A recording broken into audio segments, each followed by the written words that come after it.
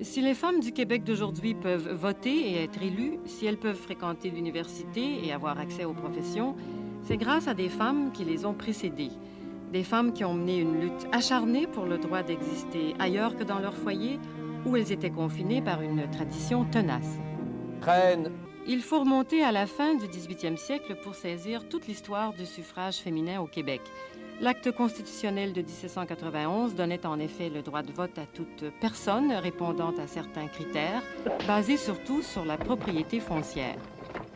Au moment de l'établissement de l'acte constitutionnel, le législateur avait omis de préciser dans la loi qu'il fallait être du sexe masculin pour avoir le droit de vote. Et c'est ainsi que les femmes qui satisfaisaient aux conditions pour être électeurs, donc celles qui avaient de la fortune, qui avaient des biens immobiliers, avaient le droit de vote. La question du droit de vote des femmes, déjà à l'époque, était un peu controversée. On craignait déjà à cette époque-là que le vote des femmes annule le vote des hommes, fasse perdre des votes à un parti. Et c'était vu un peu mal vu comme une chose exceptionnelle et accidentale. Et c'est pourquoi, finalement, l'Assemblée du Canada uni a enlevé le droit de vote des femmes en 1849 en spécifiant qu'il fallait que ce soit un homme. Dans ce concept suffrage universel, les revendicateurs de l'époque ne pensaient qu'aux hommes. Et c'est lorsque les femmes ont senti qu'elles étaient exclues de l'universel qu'elles se sont mises à le réclamer. En fait, ce sont les Anglaises, les Françaises et les Américaines qui ont commencé à le réclamer autour de 1848. Au Canada français, la femme est essentiellement mère, épouse et ménagère, mais aussi gardienne de la langue, de la foi et des traditions à l'intérieur du foyer.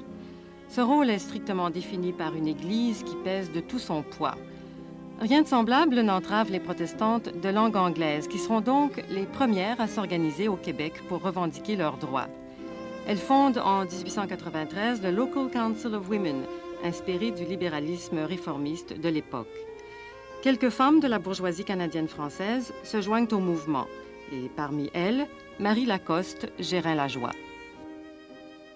Marie-Gérin Lajoie, née Lacoste, est une femme qui est profondément engagée à la fois dans l'action sociale et à la fois dans l'action politique. Qui se rattache beaucoup à un courant de féminisme social et qui débouche très rapidement sur un féminisme de droit, un féminisme politique. Elle se sait privilégiée et elle sait que ce privilège doit se payer par le service à la société. C'est comme ça qu'elle conçoit le rôle des femmes. Et c'est pour mieux servir la société qu'elle réclame des droits civils pour les femmes.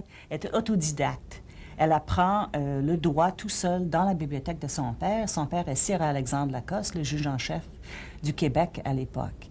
Elle écrit des ouvrages en droit qui passent les inspections des meilleurs juristes à partir de ce qu'elle a appris toute seule. Au grand désespoir de Marie-Gérin-Lajoie, elle écrivait un article « Le Québec est la risée de l'univers », parce que les femmes étaient considérées comme des incapables au même titre que les mineurs, les fous, les interdits.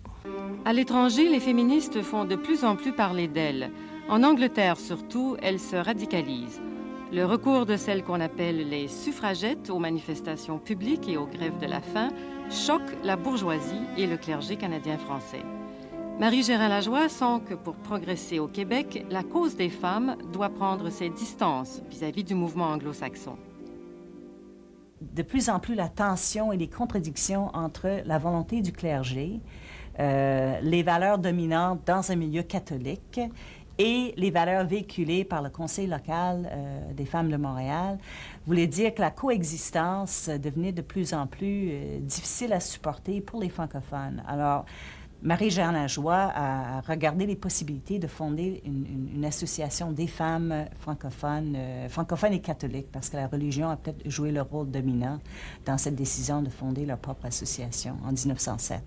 Il n'y avait pas peut-être de désaccord sur les objectifs comme tels, mais plutôt les moyens de les réaliser. Par exemple, le Conseil local de Montréal, dès 1909, épouse ouvertement la cause du suffrage des femmes et devient, plus on va vers la Première Guerre mondiale avec l'influence des suffragettes britanniques, plus le Conseil local et plus les groupements féminins deviennent de plus en plus engagés dans la lutte pour obtenir le droit de vote. Ce n'était pas permis aux femmes catholiques de l'époque. Le clergé voyait ça d'un très mauvais œil. Et donc, toute participation qu'elles faisaient dans ces mouvements, c'était à titre individuel et devaient composer avec leur conscience et avec leur prêtre. L'Église joue un rôle qui a été, à mon avis, déterminant par l'autorité qu'elle avait au Québec. Il fallait qu'elle protège la famille, la société de toutes les interventions nouvelles qui arrivaient suite à la guerre, par exemple, et qui allaient menacer la famille, l'autorité du père, parce que si le vote entre dans la maison, les discussions allaient s'en commencer et voir peut-être des chicanes de famille, et en même temps miner l'autorité du père si jamais la femme allait voter contre le mari. Alors, pour préserver l'identité nationale, il fallait préserver la position unique des femmes. La position unique des femmes dans cette culture était au sein du foyer, avec le Code civil, le mari chef de la communauté, le mari qui votait et la femme qui se dévouait au bien-être de la famille et surtout qui faisait beaucoup d'enfants. Et c'est dit textuellement, le rôle de la femme est d'être mère de foyer et de faire des enfants. Alors, on n'a pas besoin de droit de vote pour faire ça. L'Église continue de dicter ses règles à la société canadienne-française. Pendant que les jeunes femmes protestantes fréquentent l'Université McGill de Montréal, les études supérieures demeurent interdites aux Québécoises catholiques de langue française. Effectivement, l'accès aux études classiques leur était fermé et comme pour entrer à l'université, il fallait absolument, dans notre système, passer par le cours classique. Elles étaient à toutes fins utiles interdites de séjour à l'université. Et c'était l'outil que contrôlait, comme le système d'éducation est contrôlé essentiellement par le clergé, c'est véritablement l'outil qu'a le clergé pour contrôler des familles. On verra des femmes qui réussissent tant bien que mal à aller chercher des diplômes ailleurs ou aller chercher un diplôme à McGill et non pas de droit de pratique ou de la médecine ou des professions libérales qui leur resteront fermées jusque dans les années 40.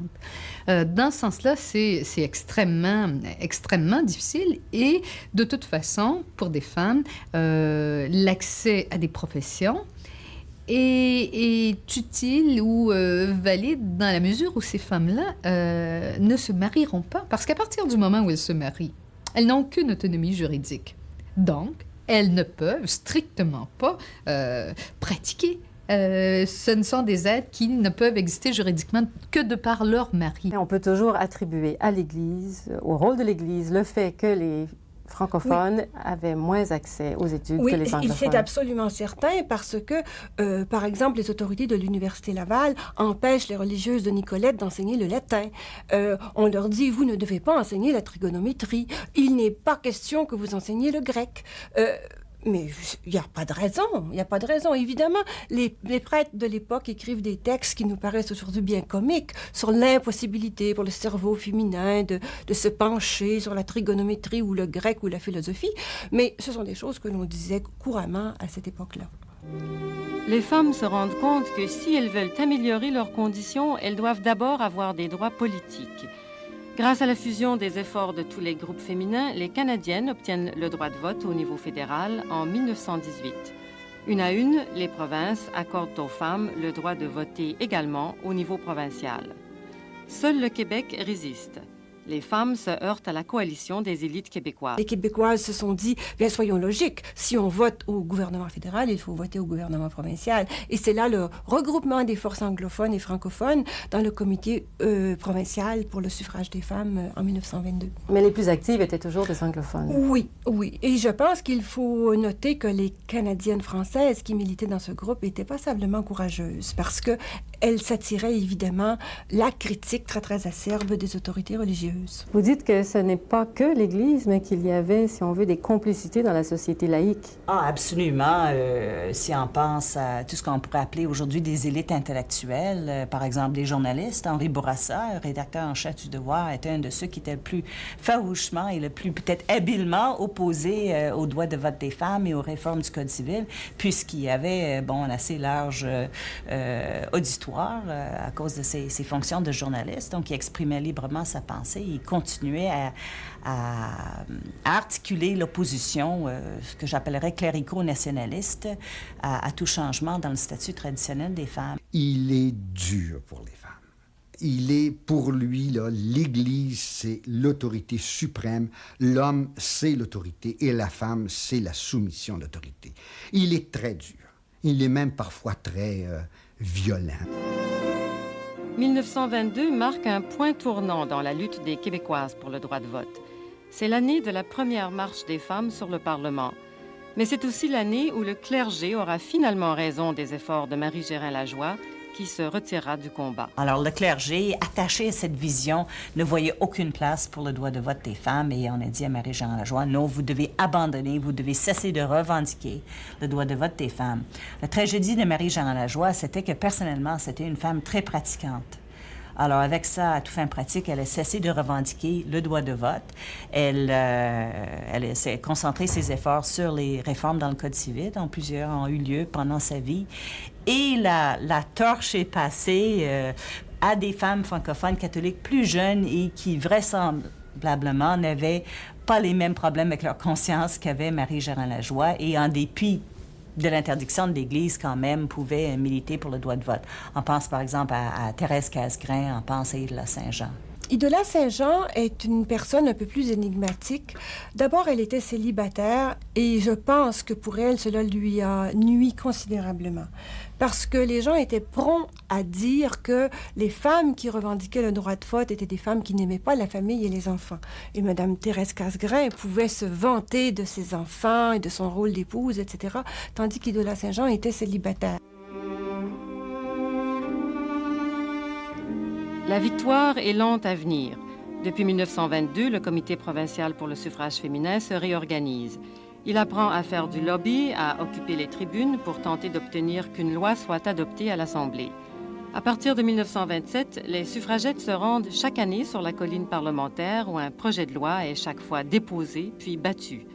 Elles essuient les refus des gouvernements Taschereau puis Duplessis. Pendant tout ce temps, les parlementaires ne ménagent pas leur sarcasme à l'endroit de ces femmes qui osent prétendre à l'égalité des droits politiques. Thérèse Casgrain, dans tout cela, quel rôle a-t-elle joué? Je pense qu'elle a joué un rôle formidable.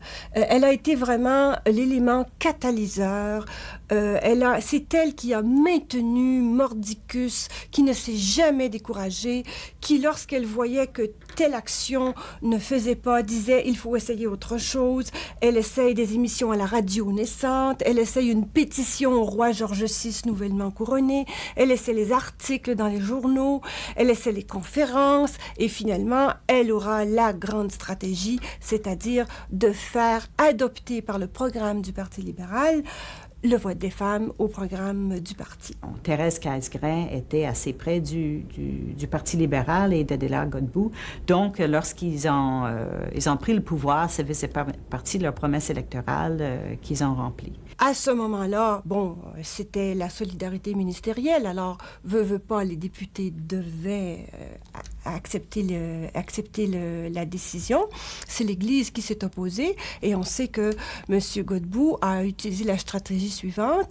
Il a vu le cardinal Villeneuve et il a dit j'ai promis, je dois donc tenir ma promesse. D'un autre côté, je ne veux pas vous déplaire, je ne veux pas désobéir à mon cardinal. Par conséquent, je vais démissionner comme premier ministre et nommer à ma place le ministre Télesphore Damien Bouchard.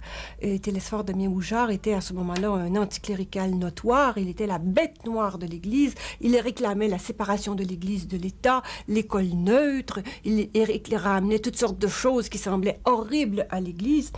Alors, j'imagine que le cardinal Villeneuve a dû peser d'un côté un premier ministre anticlérical, de l'autre le vote des femmes.